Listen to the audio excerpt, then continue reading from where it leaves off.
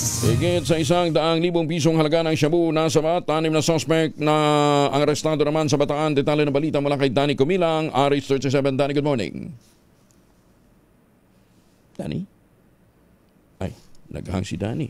Nag-birthday lang si Danny Kumilang. Naghang na yung linya, ha? Oo, ha? Sandali lamang, ha?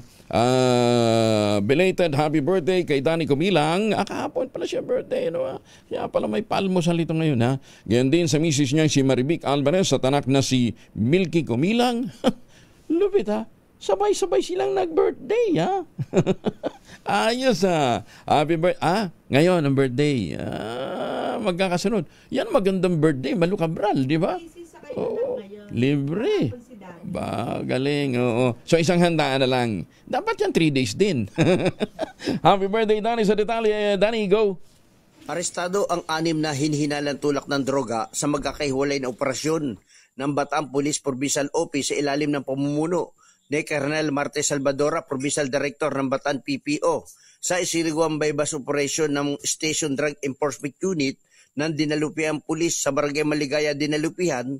5 suspect ang naaresto at nasamsaman ng 9.6 gramo na shabu na nagkakalaga ito ng 65,280 pesos. Samantalang isang suspect naman ang nahuli ng Abukay Police sa Barangay Salyan, Abukay ng mga tauhan ni Police Major John Ray Kutab, kung saan nakuha ang 5.21 gramo ng shabu na nagkakalaga ito ng 35,428 pesos. Umabot naman sa kabuwang 100,708 ang halaga na nakumpiskan droga.